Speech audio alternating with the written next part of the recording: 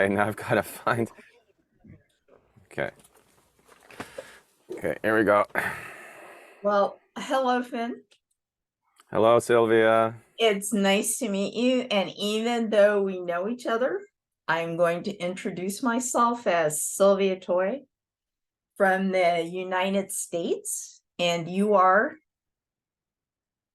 I'm Finn Harvor from born and raised in Canada and living in South Korea now. and I'm glad you said that because I had never asked any other interviewee to write a bio, but you're so international. And I know you speak at least three different languages, right? French, English, and Korean. Yeah. The Korean's a bit of an uphill struggle, but yeah, basically day to day. And so because you're so international, um, most people just don't have that range of experience. But in addition to that, almost in contradiction, I would think you're a really family oriented person. And one of the things that I like about your Facebook page, which is why I asked you to write the bio, is you seem to put just as much art and as much of your intellect into uh, what you shoot of your basic surroundings as you do into the video poetry. And that was why I thought it would be so interesting to get a bio from you. So to start out, uh, can you speak specifically um, about the motivation behind your tackling current social or political issues so frequently in your work? And it's always woven in and grounded, which fascinates me that it's so grounded to everyday life. So if you could say something about that. Sure, yeah. Uh, I mean, the motivation, I mean, the times that we're living through right now are just terrifying. I mean, we're literally on the cusp of either a kind of world war or nuclear war or both Yeah. wrapped together. So there's that sort of just the urgency of what's been happening since the Russian invasion of Ukraine. And a few years ago, there was the very serious risk of nuclear war here on the Korean Peninsula Mm-hmm. in 2017. Um, so I mean, it's partly just a response to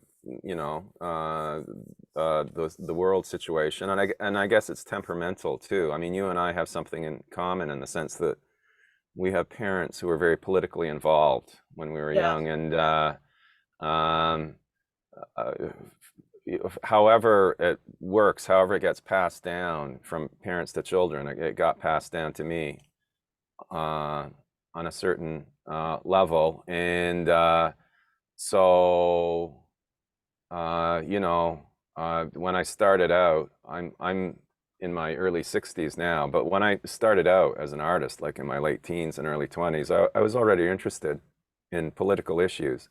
So that's been a pretty sort of constant theme, and I mean that's an issue of temperament, I guess. Some artists are just they being an artist is an urge to create. Real artists are productive, and uh, what it is that you feel an urge to create about is probably going to be multifaceted, right? And so yeah, I mean, there's family stuff. There's just the joy of being alive, the joy of being with people that you love.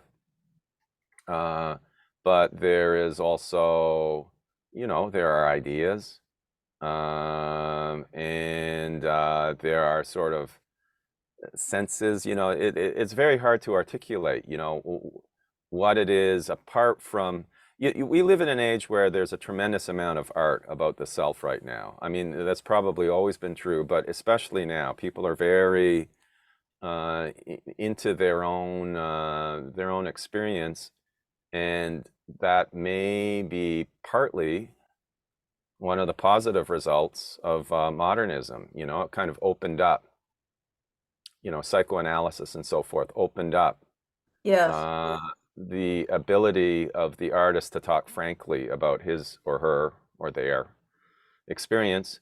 And so we're living through that, and that's good. Um, but at the same time, we live in a curiously sort of apolitical age. You know, the peace movements. I was just talking with a friend yesterday about how the peace movement doesn't seem to exist right now, despite the fact that we're living through the Cuban Missile Crisis Part Two. You know, Yeah. and so uh, you know, I just I'm sort of grimly fascinated by all this stuff, all this political stuff, this international stuff, and uh,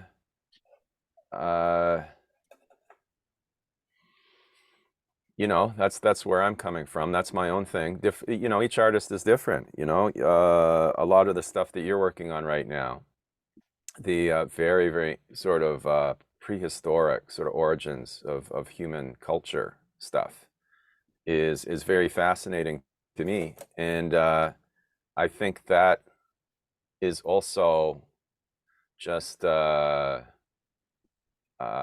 good example of how somebody gets an image or a dream or an idea and it resonates individually with that artist, and you know, they explore it.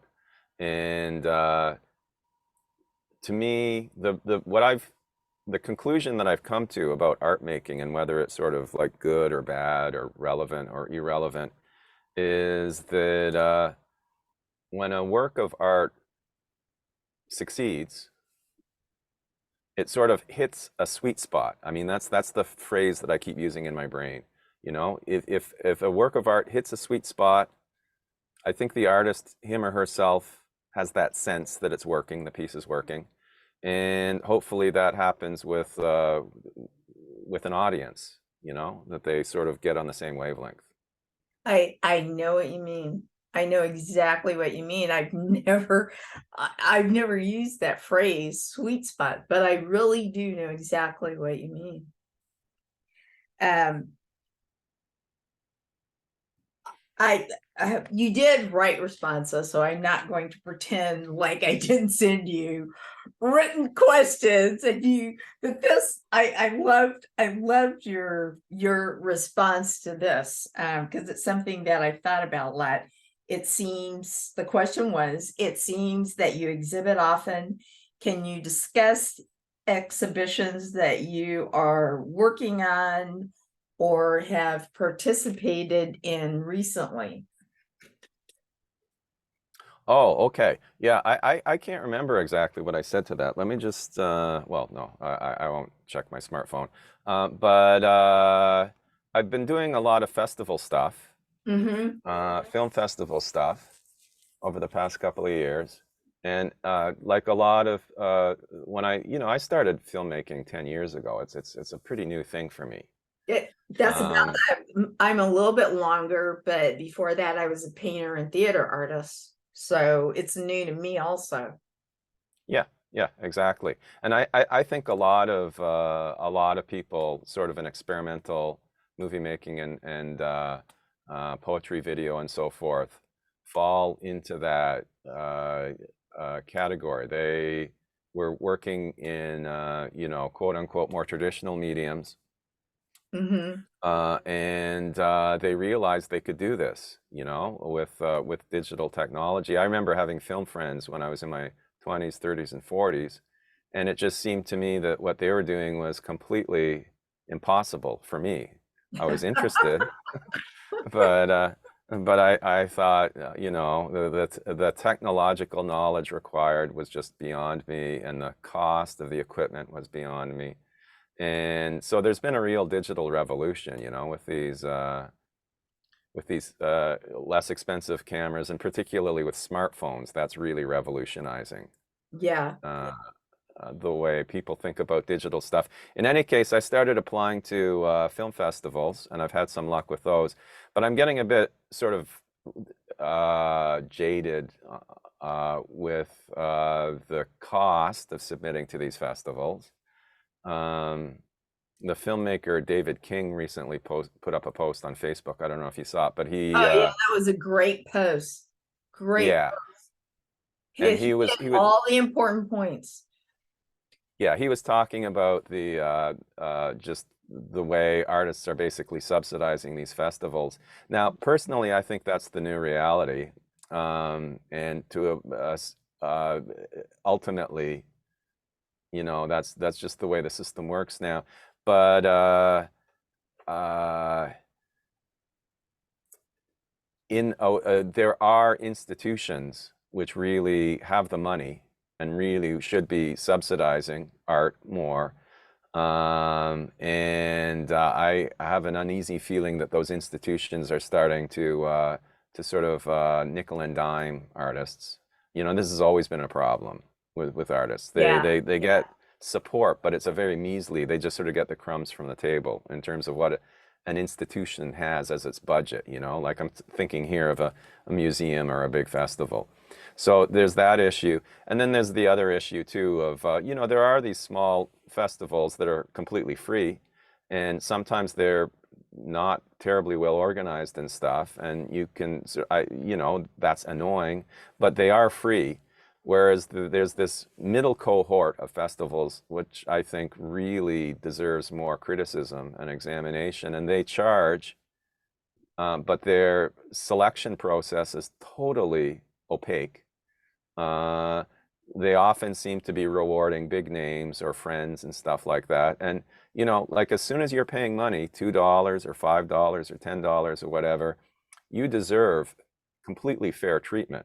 And I think that is an area where the festivals right now, the ones that are asking for money, are really falling short, you know, in a really, really bad way. I think that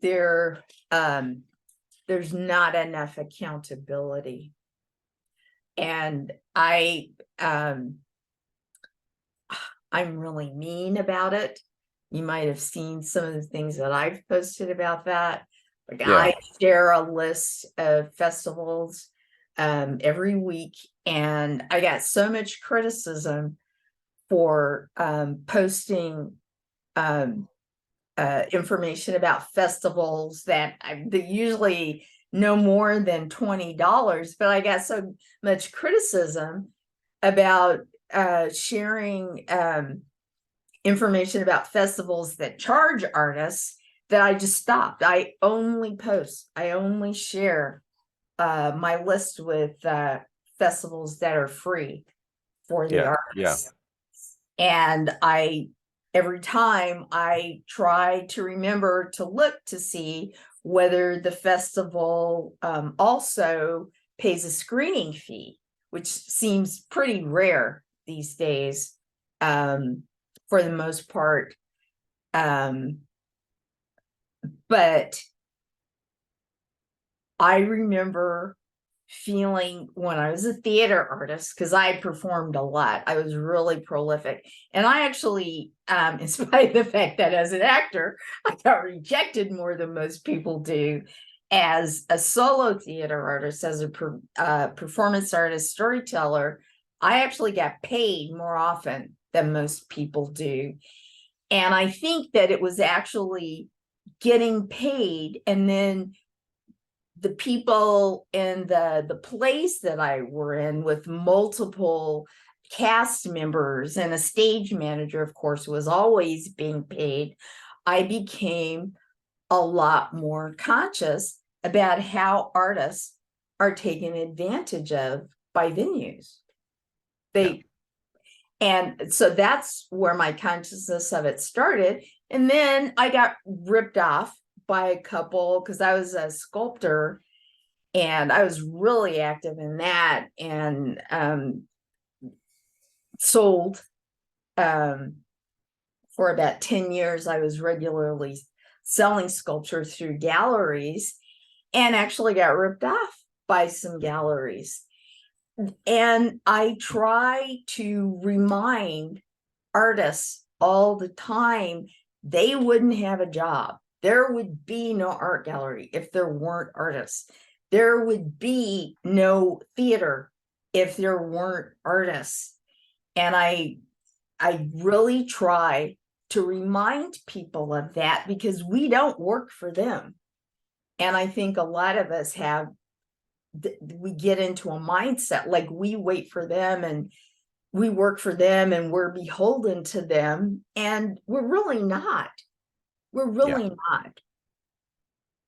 Anyway, that's my high horse of the week. Every week, every day. So let's see. Well, just to add to that, Sylvia, I think that that also is a really big factor driving this interest in digital media, because even though there's no money in it, uh, the the ability to sort of publicize and disseminate your work has been revolutionized. So Yeah, nobody's getting rich. Maybe some TikTokers are, but nobody's getting rich producing, these experimental pieces and so forth that they put online. But it is a great relief, I think, for artists who are frustrated by just uh, the sort of rusty kind of quasi-dysfunctional quality of a lot of gatekeeping, sort of traditional gatekeeping. I remember reading an interview with this writer, slightly older writer, and he said to be a writer is to wait. And I think that summarizes a big part of what was wrong before the internet, basically, for artists. Uh, there are situations where waiting is fine, but there are other situations where it's just crazy and it's not necessary, and it's because that suits the interests of the institutions, the galleries, the publishers, the theater companies. It suits their schedule. And then finally, there's this whole issue of money, you know.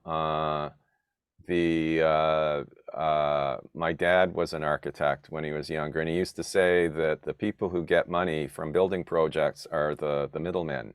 And that's very true in the arts as well, you know. It's the publishers, the full-time, the professionals who sort of have a gatekeeping function, not the ones who work independently and freelance or a lot, but the ones who do it professionally full-time.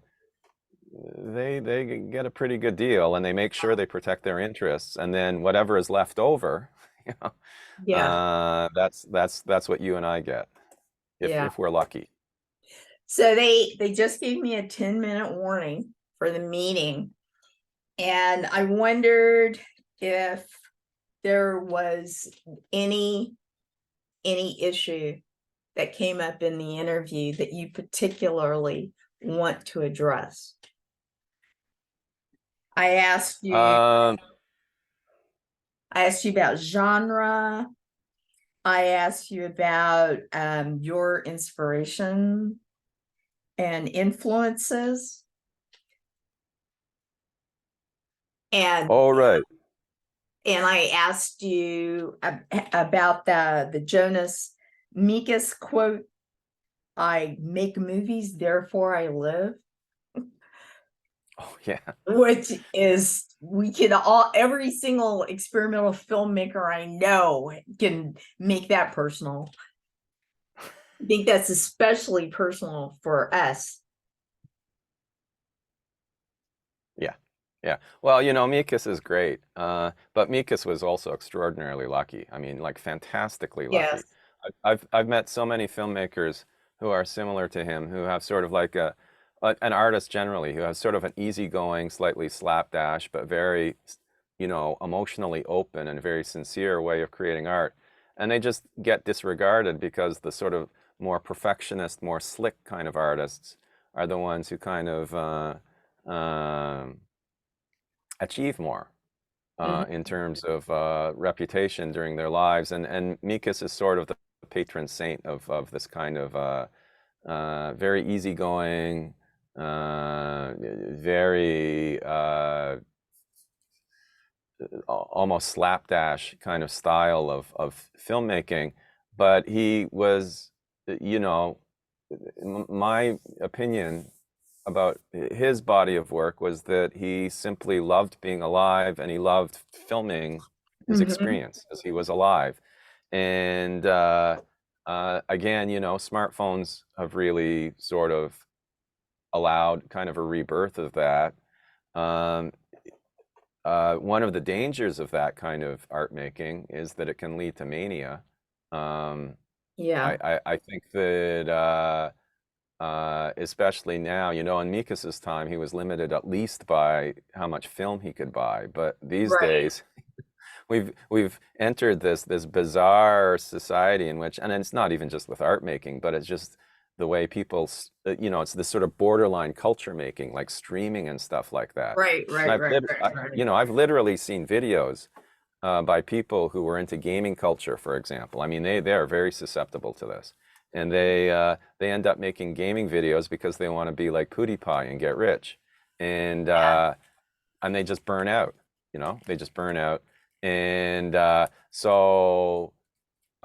we're getting a lot of opportunities because of technological change, but we have to really watch it a little bit too. And the age of Mikas is not going to come back in a literal sense because again, there are just so many of us trying to sort of get attention. In other words, there won't be a Jonas Mikas Jr. who becomes a sort of superstar the way Mikas did. And I hope I'm pronouncing his surname correctly. Um, but you know, that's okay. I think as long as our artists have an interested audience, even if it's a small audience, that's okay, and we should learn to, you know, accept that and not sort of crave that superstardom that people like Mikas Exactly. achieved. Exactly. It's, I think the more, the more you follow your own path, the more art you're going to make. And the more art that you make, the more you know what to do. You have to Yeah, do a lot just to know what to do as an artist. And this is after you've mastered whatever tech that you need. You have to just keep going deeper and deeper and deeper into yourself and your exploration of the world. yeah, Hours and hours and hours.